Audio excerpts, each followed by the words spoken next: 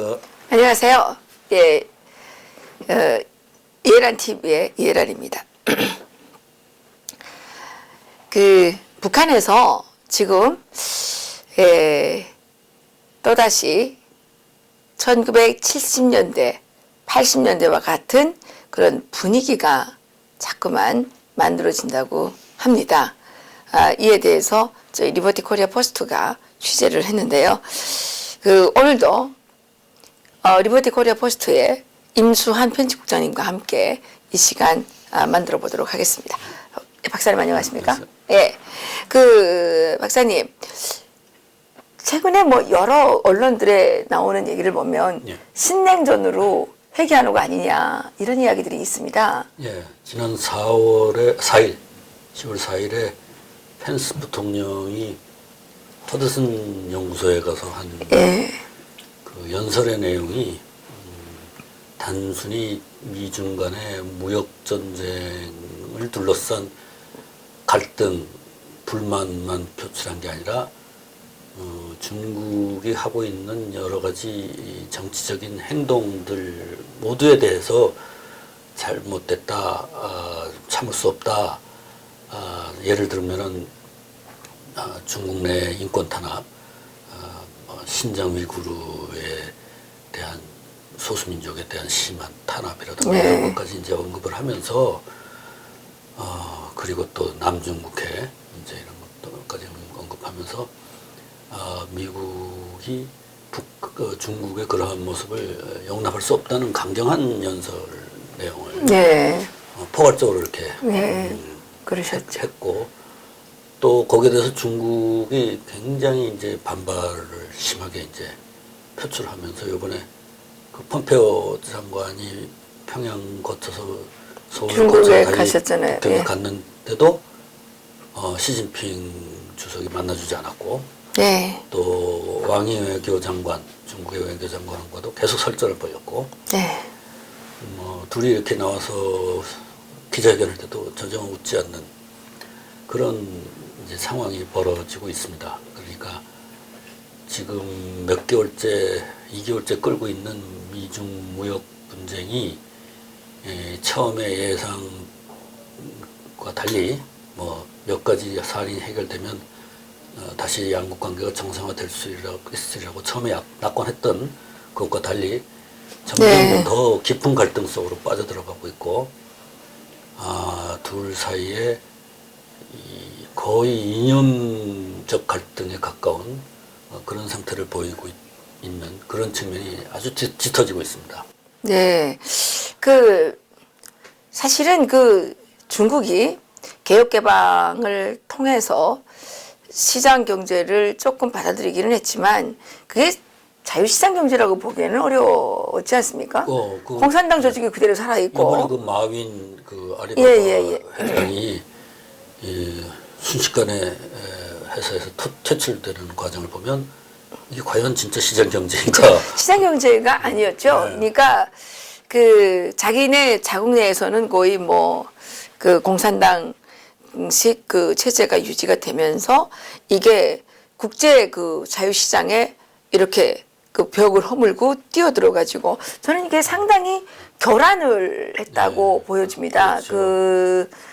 중국의 거의 많은 가전제품들이 미국으로 수출이 됐는데 거기에 이 칩들을 집어넣어가지고 이 해킹하고 그러니까 어떻게 보면 국제 질서를 상당히 교란한 느낌이 있죠. 그런 것들을 이제 미국 쪽에서 많이 발각해내면서 일부 이제 안보 전문가들은 이제 그런 문제를 좀 심각하게 그동안 연구해온 거죠. 깊이 들여다봤는데 중국 공산당이 아주 의도적으로 자유주의 세계의 그 질서를 무너뜨리기 위한 목적을 가진 공작들을 진행하고 있다. 라고 지금 판단을 내리고 있게 된 거죠. 근데 이제 지금 지난번에 트럼프 대통령이 2016년, 16년 선거했죠. 16년에 선거를 해서 그렇죠. 그때 이제 러시아가 미국 선거에 개입을 해서 힐러리 후보를 떨어뜨리도록 하는 여러 가지 공작을 인터넷과 SNS를 통해서 했다라는 부분이 미국에서 지금 재판정에 지금 올라가 있는 케이스인데 네. 그런 거는 이제 뭐냐면은 뭐 우리나라에 꼭 드루킹이 했던 거하고 똑같은 걸 한 겁니다. 네. 러시아가 말하자면 레닌그라드에 있는 어떤 건물에 사람을 뭐 한 달에 한 월급을 3,000불씩 이렇게 주면서 사서 미국 내에서 어떤 총기 사고가 나면 그 총기 사고가 그 백인이 그 고의로 흑인을 죽인 거다라는 이제 페이크 뉴스를 이 페이스북이나 이런 데도 올리는 거죠. 그러면 그렇게 해서 선동을 하는 거 사람들을 막 피어 끓게. 그래서 미국 사회를 이제 분열시키고 불신을 깊게 하는 그런 공작을 이제 이게 그 문자를 한 사람이 이제 그 전문적인 문장가가 그걸 가장 인간에게 흥분될 수 있는 문장으로 이렇게 영어로 써서 올리면 옆에 이제 그 로봇들이 그거를 막 수천 개의 메시지를 똑같은 걸 복제해서 막 쏟아서 내는 거죠. 네. 우리 드루킹이 뭐 댓글 막 그렇죠. 복제하듯이 그런 식으로 이제 그런 걸 퍼뜨려서 이렇게 했다. 그것이 이제 미국의 그 FBI에서 이제 그것을 캐치를 하고 분석을 한 거는 왜 소련이 이런 짓을 했나, 러시아가. 물론 뭐 기본적으로 힐러리를 당선을 방해하려는 목적도 있었지만 기본적으로 미국 민주주의를 망가뜨리려는 목적이다. 장기적으로. 네. 미국 국민들이 서로를 불신하게 되고 갈등이 막 증폭이 돼서 서로 증오하게 되면 민주주의가 망가진다는 거죠. 네. 지금 우리나라도 그런 현상이 상당히 벌어지고 있지 않습니까? 젊은 층들이 여러 가지 취직의 어려움을 겪는 것을 마치 돈이 많은 사람들이 일부러 그렇게 만든 것처럼 그걸 막 선동을 해가지고 젊은 사람들이 늙은 사람을 증오하게 만들고 가난한 사람이 부자들을 증오하게 만들고 네. 부자는 가난한 사람을 경계하게 되고 뭐 이렇게 만들면 이제 나라가 이 우리라는 공동체 의식이 없어지고 너와 나, 너희들과 우리들 서로 다른 집단 뭐 이렇게 되기 시작하면 내부에서 서로 싸움질이 일어나면 누구한테 제일 좋은 일이 되겠어요?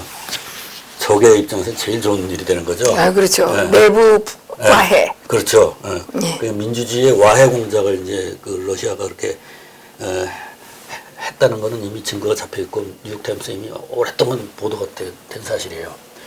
그런데 거기에 이제 또 중국이 어떤 역할을 하냐면 1대1로를 하면서 돈을 가지고 이제 그 매수를 하는 거예요.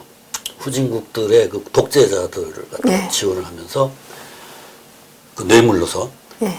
그렇게 함으로 해서 이 그 민주주의를 반대하는 세력을 지원하는 거죠. 물질적으로. 네. 그래서 이것이 이제 둘의 시너지 효과를 일으켜가지고 전 세계에서 러시아와 중국이 이 민주주의를 파괴하고 민주주의에 반대되는 독재자들을 힘을 북돋워주는 이러한 공조를 하고 있다. 이게 요즘 Foreign Affairs에서도 논의되고 있는 학자들 사이에 논의되고 있는 네. 내용입니다. 그러니까 1990년대 초 소련이 멸망을 하고 한 10몇 년 동안은 민주주의가 전 세계적으로 막 확산되는 시기였어요. 네. 예전에 독재 국가들도 막 독재 정부가 무너지고 민주주의가 들어오고 나중에는 아랍의 봄까지 생기고 이런 시대가 한때 있었는데 지금은 역전의 시대다. 원래 있던 민주주의 국가가 점점 권위주의로 독재로 되돌아가고 있다. 그리고 이렇게 하는 데에는 중국과 러시아가 그것을 공작을 하고 있다. 이런 네. 것이 지금 국제정치 학자들이 공개적으로 논의하고 있는 상황입니다. 그렇군요. 그런데 그 지금 문재인 대통령이 또 새로운 안을 지금 내왔다 그래요. 예. 뭐 그분은 그 참 중매 회사를 차렸으면 예, 그 아주 돈을 많이 벌었을 것 같다는 느낌이 들긴 하는데 어쨌든 그 김정은과 트럼프를 중매해서 예, 둘이 만나게까지는 했어요. 아주 그 중매장으로서의 명성을 올렸죠. 예, 뭐 결혼으로 갈지 안 갈지는 모르겠지만 어쨌든 트럼프 대통령이 사랑에 빠졌다고 할 정도로 예, 그렇게 됐는데 또 이제 프란치스코 그 교황과 김정은 간에 또 이제 중매를 또 자초하고 나섰다는데 그래서 이제 유럽으로 비행기 타고 또 간답니다. 예. 13일인가 뭐 예. 가서 아셈회인가? 거기에 갔다가 아셈회의는 아마 그냥 명분인 것 같고 예. 거기서 잠깐 이제 하고 나서는 17일 교황청으로 가고 또 프랑스도 가고 뭐 그런다고 지금 일정이 나와 있는데 프랑스와 이태리는 둘 다 천주교인들이 많은 그렇죠. 나라죠. 그런데 어쨌든 근데 이 교황께서는 그동안 상당히 뭐 낮은 자리에 있는 사람들을 많이 만나고 그 눈물을 닦아준다고 이렇게 이제 그 소개가 됐었죠. 그렇죠. 그런데 저희들이 바라볼 때 이 프란치스코 교황께서 정말 전 세계 낮은 곳에 있는 그 불쌍한 사람들을 그 위로를 많이 했지만 가장 불쌍하고 가장 고통스러운 상황에 있는 북한의 그 정치범 수용소에 있는 그 수감자들, 북한 주민의 인권에 대해서는 한 번도 이야기를 한 적이 없었거든요. 저도 들어본 적이 없네요. 네. 그런데 이분이 김정은을 만난다. 만날까요? 그게 굉장히 아주 민감한 문제인데요. 아마 처음에 김정은과 트럼프가 만난다고 했을 때도 그게 굉장히 민감한 문제인데. 그렇죠. 왜냐하면 미국 대통령은 민주주의와 인권 가치를 전 세계에 주장하는 그런 대통령으로 알려져 왔으니까요. 네. 최근에 보니까 트럼프 대통령 별로 안 그런다는 걸 이제 알게 됐는데. 글쎄, 그 6월 12일에 만난 이후로 트럼프 대통령의 이 영어에서 북한 인권 문제가 사라졌어요. 그거는 분명한 것 같습니다. 그거는 이제 우리가 하나의 전 세계적인 리더로서의 우리의 기대에 상당한 실망감을 주고 있는데, 그러면 교황은 어떤가? 이 사람은 믿을 수 있을 것인가? 이제 이런 생각이 이제 들기 시작하는 근데 거죠. 트럼프 대통령하고 교황은 또 다르지 않습니까? 입장이. 교황이야말로 인권을 보살펴야 되는 분이시고 정의를 구현하기 위해서 이렇게 그 험한 자리에도 가셔야 되는 분이신데 이분이 뭐 만나는 것까지는 뭐라고 안 하겠습니다만은 이분이 과연 김정은을 만나서 북한의 정치범들의 그 처지 개선에 대해서 그 요구를 할 수 있을지 이게 이제 저희들은 가장 큰 관심사죠. 글쎄요, 그게 저도 좀 여러 가지 복잡한 생각이 드는데요. 사실 자유, 인권 이런 것은 이 자유주의 이런 것을 일으킨 것은 신교잖아요. 그렇죠. 그리고 신교가 그러한 가치를 주창하기 위해서는 가톨릭의 억압으로부터 벗어나서 그렇게 된 거 아니에요. 예. 그래서 가톨릭이 과연 그 신교에 대한 억압자로서의 위치로부터 벗어났는지 그런 전통을 계속 하고 있는지 이번에 그 김정은을 어떻게 다루느냐에 따라를 보고 다시 한번 우리가 판단을 해야 되지 않을까 하는 생각을 저는 하게 됐습니다. 네. 그런데 이 문재인 대통령이 이 교황청에 가서 교황의 북한 방문을 설득하겠다는 이 아이디어가 터무니없는 아이디어가 아니거든요. 어떤 그 이유 때문에 그러나요? 이 문재인이라는 사람이 대통령이 되기 전에 1988년부터 부산교구, 천주교 부산교구 정의평화위원회 위원으로 아주 열렬하게 활동을 해왔답니다. 그래요? 천주교 신자시죠? 신자 어머니 강한옥 여사가 천주교 신자였기 때문에 초등학교 3학년 때부터 가톨릭 교회를 어머니 따라서 갔는데 이제 정의평화위원회라는 게 뭐 우리가 그 가톨릭의 신부님들이 사회적인 정의에 대해서 관심을 갖겠다고 활동을 해온 건 우리가 알고 있지만 그분들이 어떤 소외받고 억압받는 사람들을 위해서 목소리를 높이는다고 알고 있지만 이분들이 또 어떤 행동을 했냐 하면은 김현희가 북한의 첩자로서 칼기를 떨어뜨렸다는 거를 가짜다. 전면 가짜다. 부정했죠. 이렇게 예. 부인하는 사람들이 이 사람들이었어요. 그 다음에 그 굉장히 친북적인 활동을 많이 했어요, 이 사람들이. 이 신부라는 양반들이. 그래서,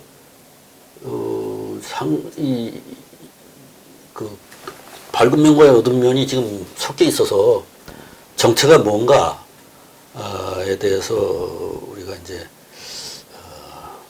좀, 뭐랄까, 복잡한 마음을 갖고 네. 볼 수밖에 없는 그런 이제 상황입니다. 지금 한국 네. 역사에서 일어났던 여러 가지 일들의 공거가 있기 때문에. 그런데 문재인 대통령은 대통령에 취임하고 나서 2주 안에 교황청에 특사를 보낸 사람입니다.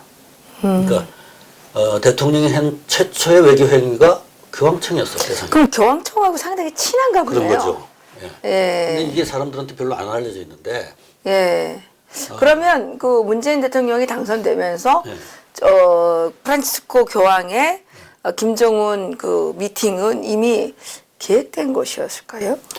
거기까지는 제가 뭐 증거 없어서 말씀 못 드리겠는데, 그때 특사로 가는 분이 김희중 대주교입니다. 예, 이번에 김정을 만나고 왔죠? 아, 그런가요? 예. 이번에 뭐 방북해가지고. 요번에 같이 방북했어요. 예, 방북에서 만나가지고 뭐 예, 김희중 주교가 그 뭐 백두산에 올라갔을 때 뭐 만나서 얘기를 했다면서요? 교황을 만나보라고. 그래서 이 김희중 대주교가 문재인이 특사로 갔을 때 프란치스코 교황이 2번이나 만나줬다 그래요. 한 주 동안에. 예. 한 주 동안 있는 동안 특별한 대우를 해준 거죠. 그리고 이제 이 프란치스코 교황이 그 아르헨티나 출신이잖아요. 아르헨티나 출신. 아르헨티나가 해방신학의 발상지 아닙니까? 그렇죠. 그래서 프란치스코 이분도 해방신학 계열의 신부로 알려져 있습니다. 그렇죠. 공식적으로. 예. 그 공식적이라보다 이제 학계나 이런 데서 분류할 때는. 그리고 이 양반이 이제 Diplomacy of Encounter라는 거를 강조합니다. 그러니까 만남의 외교라는 걸 강조해요. 교황이. 그 만남의 외교가 무슨 뜻이냐? 반대되는 두 진영이 대화와 신체적 만남을 통하여 상호간의 지식, 신뢰와 공통이익에 대한 포커스를 증진하는 것을 말한다. 이렇게 돼 있어요. 그러니까 반대되는 두 진영, 김정은과 트럼프를 만나게 해서 둘 사이에 상호간의 신뢰와 공통이익을 증진시킨다라는 이런 행위를 문재인 대통령이 그대로 한 거예요, 지금. 아하, 예. 교황의 외교 정책을 그대로 수행을 했어요. 근데 이제 교황은 교황청의 대표인데, 교황청은 국가는 아니죠. 군대를 가진 국가는 아니에요. 근데 지금 문재인 대통령 군대를 갖고 있는 국가의 대통령이 이제 교황청의 외교 정책을 지금 추정하고 있는 거예요. 이게 그러고 보니까 그러네요. 만남의 외교네요. 문재인 대통령은 그냥 만나는 거가 외교라고 생각을 하고 그러니까 뚜쟁이 하잖아요. 그게 예, 정책이라고 생각을 하는 것 같아요. 예. 이거 뚜쟁이 한다는 게 만나게 하는 거 아니에요? 그렇죠. 투쟁이. 예. 차라리 그 결혼 상담소나 뭐 중매회사를 차렸으면 훨씬 뭐 그렇죠.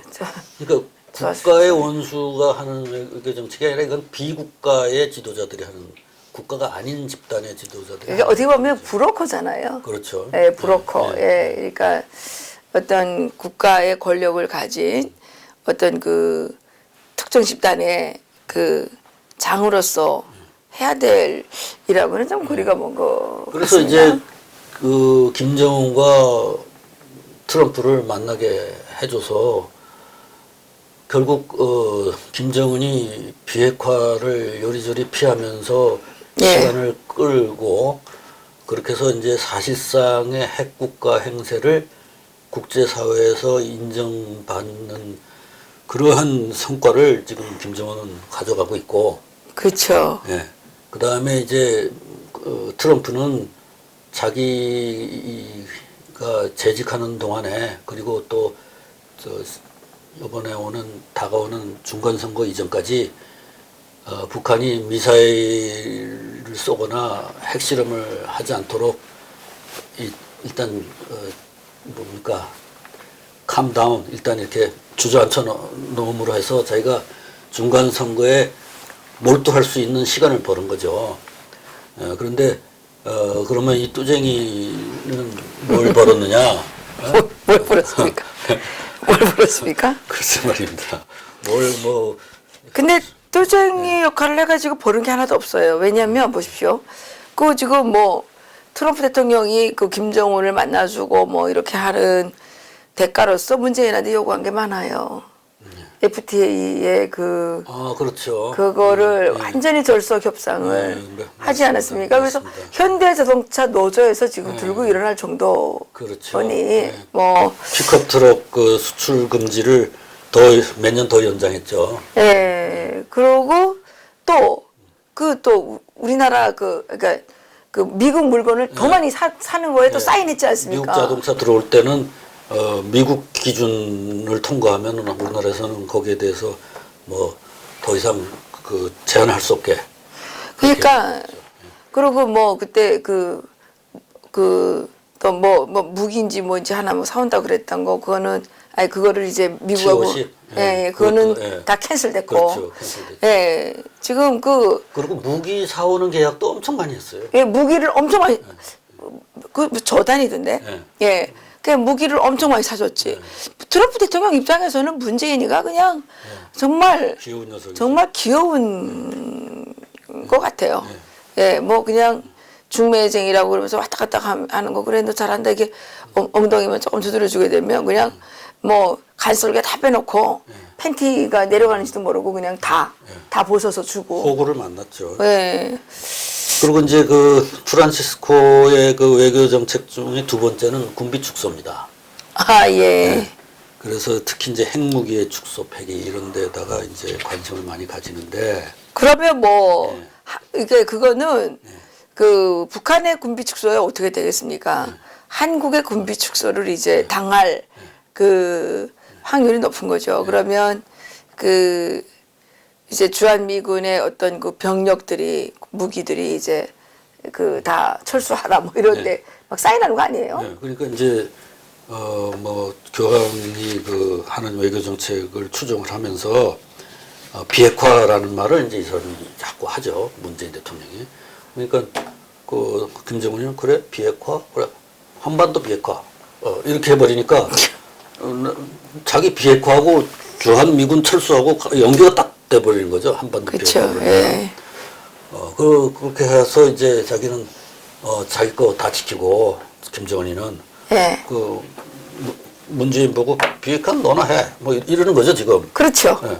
그러니까 그러지 말고 그러면 또 저 비핵화도 하지만 또 그 군사정전위원회 그 관할하고 있는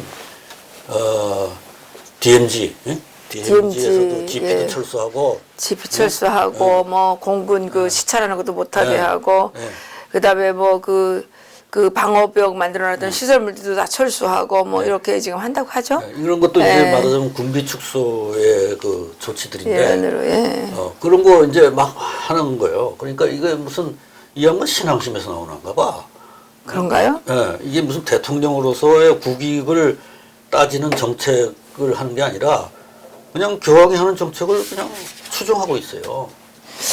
그런데 말입니다, 박사님. 지금 문제가 뭐냐면 그 문재인 대통령이 지금 북한을 김정은을 3번 만나고 트럼프 대통령을 또 김정은이 만나게 해주고 또 지금 그 한국에서 지금 대규모 지금 그 방북단들이 지금 뭐 그냥 한 주일에 몰다하게 막 그냥 올라갔다 우르륵 쓸어왔다 우르륵 쓸어왔다 이러고 지금 올라갔다 내려갔다 올라갔다 내려갔다 그렇죠. 이러지 않습니까? 그렇죠. 그러니까 이게 김정은의 입지가 강화된 결과를 낳았어요.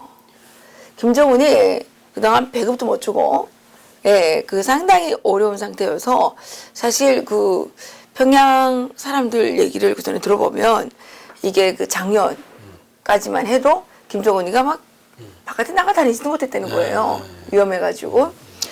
그랬는데 지금 이렇게 남한 대통령이 와서 막 뭐 이 막 바람 불러주고 뭐 우르륵 쓸어갔다 우르륵 밀어갔다 막 이러면서 또 뭐 미국의 고위 간부가 계속 왔다 갔다 하고 트럼프 만나러 다니고 뭐 이러니까 그러니까 김정은이 입지가 사는 거죠. 입지가 살난 거예요. 그러다 보니까 무슨 현상이 일어나고 있냐면 그 북한에서 다시 말반동들을 잡아다가 정치범 수용소에 집어넣거나 또 처형하는 이런 일들이 일어나고 있고요. 말반동이 뭔지 설명을 해주셔요. 말반동이라는 거는 말 잘못하는 게 말반동이에요. 그러니까 뭐 남도 손냐 잘 산대 뭐 이런 말을 했다든가 그런 거 하는 사람을 잡아다가 장군님이 뭐 야, 장군님이 좀 돈에 욕심이 많은 것 같아 뭐 이런 말을 했다든가. 그렇죠. 예. 그래서 이제 그 원래 이제 북한에서 그 당과 그러니까 행정부 간에 이 그 갈등이 좀 심했어요. 사실 당 간부들하고 행정 간부들하고 이제 서로 이제 그게 권력이 비슷하거든요. 왜냐면 당 비서라는 거는 하는 일이 없는 사람이에요. 와가지고 자기네 그 회사 사람들이 무슨 일을 하나, 무슨 말을 하나 이거 지켜보는 거거든요. 그렇죠. 네, 행정관부는 이제 일을 해야 되는데 그런데 이게 그 권한을 서로 막 그 갖고 싶잖아요. 그러니까 이 둘 간에 항상 그 좀 갈등이 있었어요. 그랬는데 그동안은 이제 뭐 배급도 안 주고 생산도 못 하고 막 이렇게 되니까 이 행정부와 당 간에 이게 이제 그 다 어려우니까 이게 좀 그런 게 좀 갈등이 좀 약해졌었는데 최근에 들어서서 김정은의 이 권력이 강화가 되니까 또다시 김정은을 등에 업은 이 당 간부들이라든가 또는 이 그 북한은 출신 성분 제도가 있지 않습니까? 출신 성분이 좋은 자들은 다 김정은의 그 백그라운드를 이제 이용하는 겁니다.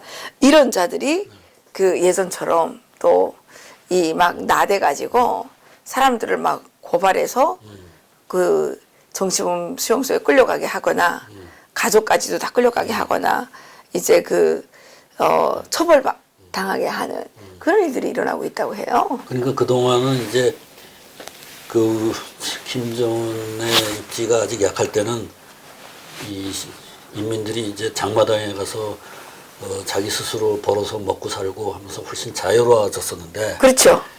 당 간부들도 그 뭐 자기가 뭐 터치할 게 없으니까. 네, 그리고 오히려 당 간부는 뭐 거기 가고 어떻게 뇌물이라도 좀 못 받아먹나 그렇죠. 뭐 이렇게 기웃기웃하던 사람들이 예. 이제 자세가 더 고압적으로 변해가는 게 그렇죠. 이제 김정은이를 믿고 그렇게 예. 했다. 그런데 그 김정은이가 그러면 어떻게 해서 그렇게 옛날에 비실비실하던 친구가 다시 고압적인 자세로 사람들을 압도하게 됐는가? 그거는 남한 사람들이 자꾸 가서 김정은이한테 가서 넙죽넙죽 절하고 그러니까 돈도 좀 갖다 준 것 돈도 같아요. 갖다 주고 뭐. 돈 없으면 그렇게 할 수가 없는데 예, 김정은이한테 지금 콩고물이라도 떨어지게 생겼다는 얘기죠. 그렇죠. 예. 뭐 우리 문재인 대통령 전번에 능라 그 경기장에서 뭐 굉장히 찬양 공했죠. 그렇죠. 찬양 고무 찬양했죠. 뭐 그 어려운 시절을 그 불굴의 의지와 그 민족적 자존심을 가지고 지켜낸 뭐 그 북한 주민들을 이제 김정은하고 북한 주민들을 이제 찬양한다고 막 그 또 항복 선언을 했죠. 또 통일부 장관 그 이름이 뭐죠? 조명균. 조명균이 가서 뭐 노무현 소나무를 붙들고 뭐 물고 흘렸다. 뭐 예. 근데 그것도 실질적으로는 그것이 김정은에 대한 충성맹세다 이렇게 지금 해설하는 사람들이 많이 있더라고요. 그렇군요. 네. 그 중앙식물원에 노무현 소나무만 있는 게 아니라 거기에 김일성 화도 있고요, 김정일 화도 있어요. 그 베고니아 뭐 하고 그 난 있죠, 난. 예, 이거 있어요. 그래가지고 그걸 보고 울었는지 소나무 보고 울었는지 뭐 사실 뭐 모르죠. 그게 뭐 쓰고 어떻게 세 개가 다 그렇게 들러붙어 있는지 그렇게 있어요. 그러니까 뭐 이해찬 대표도 뭐 가서 뭐 또 뭐 내가 남북 관계가 계속 잘 되게 하기 위해서 50년 더 지켜하겠도록 해야 되겠다 뭐 이런. 아니 그 사람들은 50년인가 뭐 그런 소리 50년. 50년. 예, 그 사람들은 근본적으로 장기 독재를 반대하는 사람들 아닙니까? 글쎄 말입니다. 근데 장기 집권은 독재라고 말하는 사람들 근데 아닙니까? 북한을 위해서는 장기 집권을 해야 된다. 아니 근데 자기네가 하는 거는 장기 집권 아니고 독재 아니에요? 민주화 투사라며요. 이런 것들이 이제 말하자면 그 사람들이 갖고 가 있는 타이틀을 보면 대한민국 사회에서 여러 사회 단체에서 다 지도급에 속하는 사람들이 가가지고 북한에 가서 북한 아부하는 얘기, 김정은 아부하는 얘기를 막 서로 경쟁적으로 해대니. 그러니까 그렇죠. 그러니 김정은이 위신이 올라갈 수밖에. 그러니까 지금 그 북한 당과 행정 간부들 사이에서는 예. 좀 더 세력 싸움이 이제 심해지면서 이 정치범 수용소로 서로 고소고발해서 그 정치범 수용소로 끌려가고 있다는 이런 소식들이 지금 전해지고 있는 거 아니겠습니까? 그래서 이제 이렇게 그 당 간부들이 더 고압적으로 나오고 김정은의 위신이 올라가는 동안에 장마당에서 벌어먹는 인민들은 겉에서는 말을 못하지만 뒤에서는 한탄을 한다는 거 아닙니까? 그렇죠. 자기네들이 그 어려운 고초를 겪어서 그나마 조금 확보한 이 장마당의 자유가 네. 이제 다시 억압되는 이런 그렇죠. 현상을 보이는데 이걸 남한에서 올라온 그 이상한 놈들이 와가지고 김정은이 하고 동조를 해서 우리를 못 살게 만든다 이렇게 지금 북한 주민들이 그거를 지금 원한을 갖고 있는 거죠. 예, 그래서 지금 이게 자꾸만 가짜 뉴스를 말한다 그래서 우리가 진짜 뉴스를 진짜 말하겠습니다. 이게 그 어디냐면 그 우능강산이라고 있어요. 우능이라는 곳에 있는데 거기는 이제 그 마그네사이트를 이제 그 캐는 광산이 이제 있는데 이 광산에서 처급당 비서하고 지배인하고 실질적으로 이게 갈등 관계가 생긴 거예요. 근데 여기는 이제 지배인이 먼저 여기 와 있었고 처급당 비서가 김일성 어업당 학교를 졸업하고 나중에 이제 왔는데 이 처급당 비서가 그러니까 지배인이 텃세를 부린 거죠. 그러니까 이 처급당 비서를 계속 이제 그 상급 기관에다가 막 이렇게 그 민원을 넣어가지고 그 다음에 나중에 안 되니까 저기 자기네 그 친척이 중앙당에 있는데 거기에다까지 민원을 넣어가지고 처급당 비서가 그러니까 이제 참고로 말씀드리면 그 당에서 온 그 누구죠? 방금 얘기한 그 처급당 위원장 예. 처급당 비서 이런 애들은 다 그 북한의 좋은 계급 출신들이니까 그렇죠. 친척들인데 예. 그런데 여기는 이제 처급당 위원장이 또 그 지배인보다 조금 그 뒷배경이 좀 그런가 봐요. 예, 그러니까 이 뒷배경을 막 이용해서 처급당 위원장을 이렇게 숙청을 한 거예요. 근데 또 다른 데서는 어떤 일이 일어났냐면 그 이 국경경비대 대형단에 있는 어떤 홍암 분장이라고 있는데 거기 지역에 있는 국경경비대에서 일어난 일인데 여기는 이제 정치지도원이 자기보다 3살이나 위인 중대장을 기사대기를 올려붙였다는 거예요. 그 있을 수 없는 일이거든요. 그렇죠. 그랬는데 이게 오히려 그 이 정치지도원의 그 아버지가 뒷배경이 이제 그렇죠. 거의 간부기 때문에 그 정치지도원이 잘못한 거는 의아무야가 되고 이 중대장이 완전히 이제 짓밟히게 된 거죠. 그러니까 이제 그 북한에서는 그 이 정치 지도원들, 이게 당 일꾼들이거든요. 당 간부들이 완전히 이렇게 그 직권남용, 그 다음에 갑질, 여기 말로 말하게 되면 직권남용의 갑질이에요, 갑질. 그런 걸 막 하기 때문에 사실 군대는 중대장이 돌격 앞으로 하면 군인들이 따라 나가야 되잖아요. 그런데 그건 이제 우리 군대고 그런데 공산주의 군대는 안 그렇지. 북한 군대가 중대장이 돌격 앞으로 하면 정치지도원한테 가서 물어봐가지고 그렇죠. 이거 정치지도원인지 어떻게 알합니까? 따라 나가랍니까? 그냥 이시랍니까? 이게 물어본다는 거 아니에요? 그러니까 북한도 지금 군율이 완전히 이렇게 막 해이해지고 있는 거죠. 이 갈등 때문에.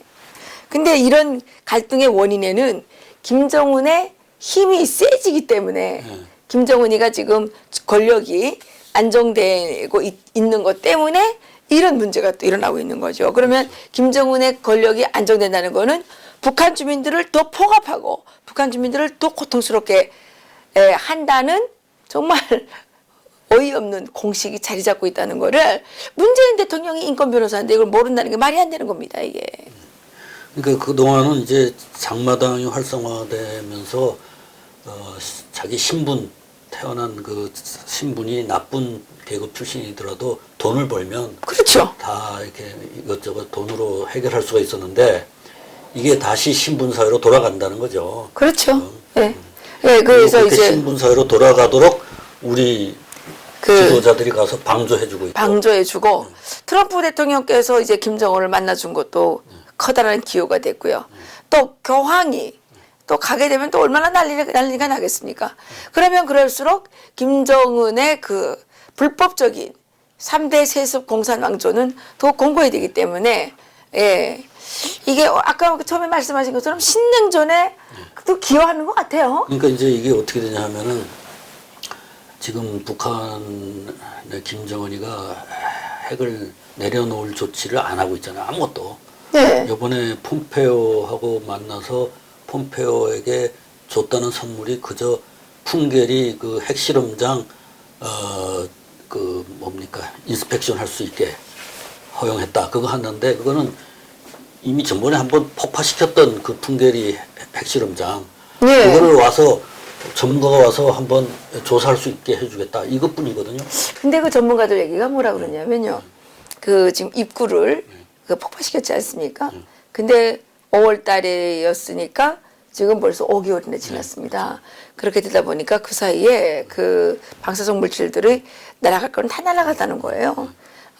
그리고 거기 그 남아있는 흔적은 다 치웠겠죠. 5개월이면 다 치웠겠죠. 그리고 그 사실 그 풍계리 핵실험장은 입구만 폭발을 시켰다고 그 지역 주민들이 얘기하지 않았습니까? 그래서 그 입구만 폭발을 시켰는데 그게 그 뭐 이 흙더미들을 그 드러내는 데는 한 뭐 일주일 정도 걸리면 다 없앨 수 있다 그러는데 그래요 뭐 미국 그 대표단이 가서 그래서 돌아본 다음에 다시 훅 치우고 다시 하게 되면 그럼 뭐 어떻게 하겠어요? 그리고 이미 6차례 핵실험을 했기 때문에 이제 더 이상 핵실험 없이 만들 수 있는 단계에 간 겁니다. 그러니까요. 핵무기를 만들 그럼 거기가 지금 그 안에다가 뭐 핵물질을 숨겨놨는지는 알 수는 없지만 예, 그래서 뭐 이런 이제 어쨌든 쇼죠 쇼. 제가 말씀드리는 건 일단 비핵화 조치를 안 하고 있다는 거죠. 안 하고 있죠. 예. 것만 이렇게 하면서 흉내만 내고 비핵화 조치를 안 하고 있으면서 시간을 끌고 있지 않습니까? 그리고 시간을 끌 뿐 아니라 그 사이에 남한하고 남북 정상회담을 몇 차례 하고 또 트럼프 미국 국무장관이 왔다 갔다 하죠. 그 다음에 트럼프 대통령하고 정상회담도 했죠. 이제 또 교황이 또 뭐 방문하게 될지 안 하게 될지 모르지만 이런 국제적인 활동을 계속 하고 있잖아요, 이 사람들이. 예, 그래가지고 이제 그 현상을 이제 굳히는 겁니다, 이게. 그렇죠. 사람들을 이제 익숙하게 지게 만드는 거예요. 그렇죠. 북한이 핵무기를 갖고 있지만 쟤네들이 뭐 미사일을 쏘거나 핵 뭐 실험을 안 하고 계속 외국 사람들하고 뭐 왔다 갔다 하면서 외교 행위를 하고 있다. 평화예요, 평화. 네. 그러면 사람들은 그 사람이 뒤에다가 뭐 장총을 숨기고 있는지 어쩐지 모르잖아요. 장롱주에 있는 그렇죠. 거. 그냥 그 앞에서는 평화롭게 이제 웃고 거래하고 파티하고 이렇게 하는 거죠. 이게 그 사람들이 의도적으로 하고 있는 거예요. 지금 북한 사람들이. 자기네들이 이렇게 해서 실질적인 핵 국가로 이제 시간이 가면 인정이 된다. 그렇게 지금 가고 있는 거죠. 그리고 그 김정은은 계산이 자기는 그건 뭐 죽을 때까지 장기 집권 아닙니까? 예, 종신직입니다, 종신직. 죽을 때까지 계속 하는 거니까. 그러니까 정신직인데 트럼프 대통령은 계약이 있단 말입니다. 선거를 또 계속 치러야 되고. 그러니까 이제 트럼프 대통령이 임기가 끝나기만을 기다리고 있고 그 사이에 평화의 사도로 불리는 프란치스코 교황까지 불러들여가지고 평화 그 쇼를 만들어서 이제 그 비핵화를 위해서 이게 싸우는 이 사람들을 이 여론으로 야 평화해야 되는데 왜 그거 자꾸 말해 뭐 이런 식으로 여론으로 밀어붙이려는 의도가 있지 않나. 그렇죠. 그러니까 이제 북한에서 계산할 때는 트럼프도 선거를 해야 되니까 그러니까요. 저 중간 선거까지는 이 자기하고 같이 한 정상회담이 잘 된 거라고 자기가 말하지 않을 수 없을 거고 유권자들한테 그러니까. 자기 실적을 자랑해야 되니까.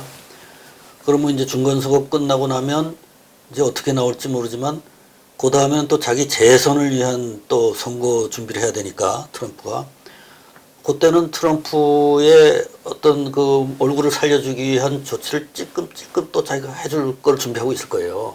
그렇죠. 실질적으로는 비핵화는 안 하면서 찔끔찔끔 해주고 미사일 안 쏘고 이렇게 하면은 이제 트럼프는 또 트럼프대로 자기 임기 끝까지 또 재선을 하는데 이용해 먹을 수 있는 거를 계속 이용해 먹으면서 김정은과 트럼프가 공동 이익을 찾을 수 있을 것이다 정치적으로 이렇게 계산하고 있을 거예요.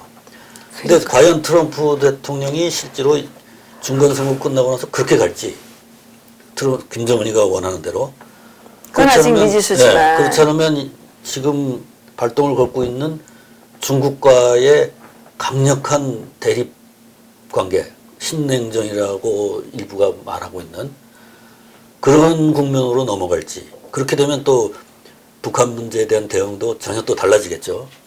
이거는 우리가 지금으로서는 뭐라고 말할 수가 없습니다. 그러게 말입니다.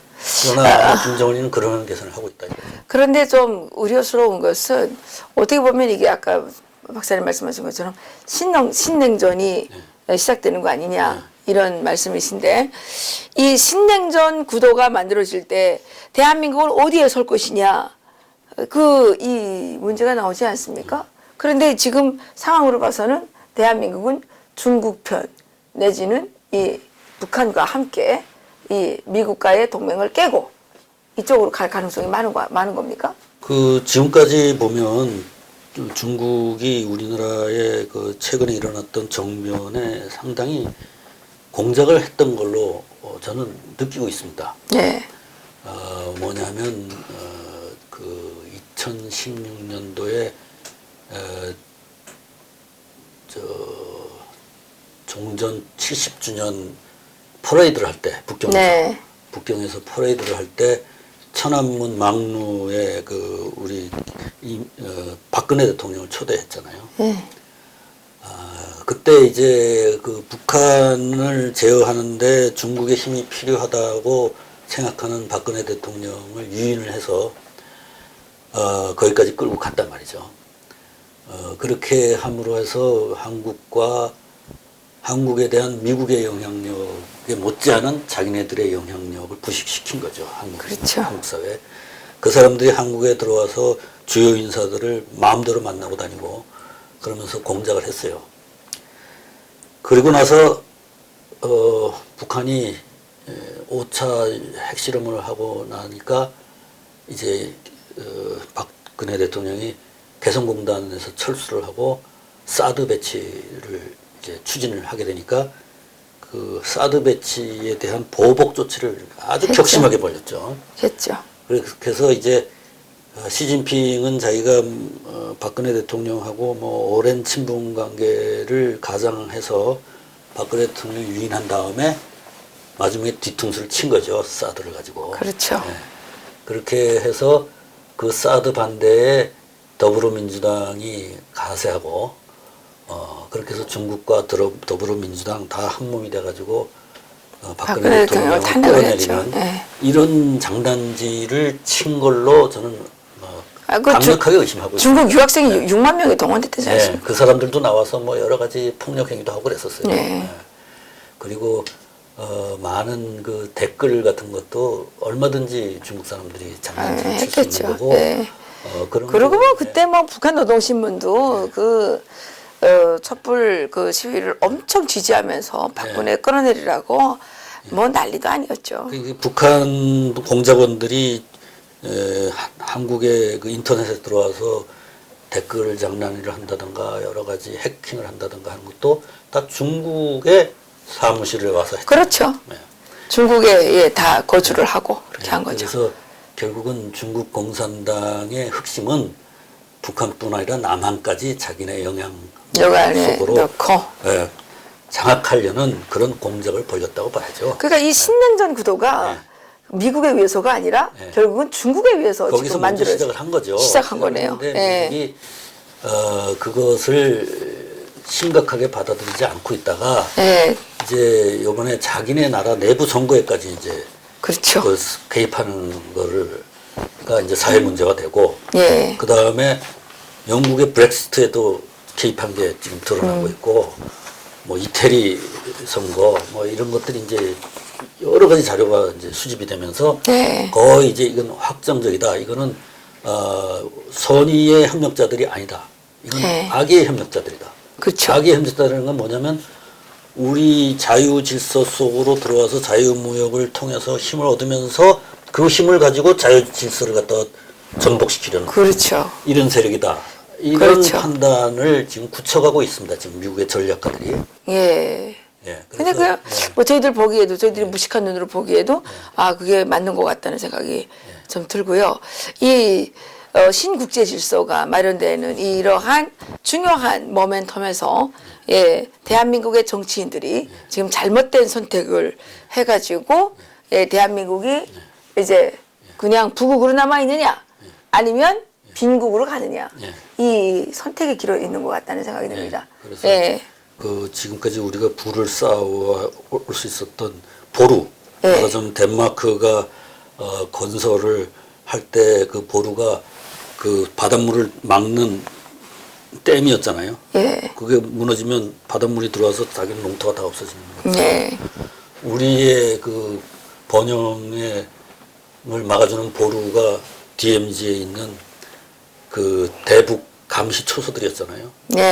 그리고 그것을 유엔 사령부가 중립적으로 그거를 갖다가 관리했잖아요. 그래서 어떤 DMZ에서 사건이 나면 유엔사가 조사를 해서 객관적으로 조사 결과를 놓고 문제 해결점을 제시하고 또 말하자면 북한이 쳐들어오는 것도 감시하지만 남쪽이 만약에 그런 일은 없었지만 북한에다가 공격적인 행위를 하는 것에 대해서도 그 사람들은 못하게 하는 그런 원칙을 가지고 유엔 사령부가 우리나라 DMZ, NL 여기를 관할해 왔는데요.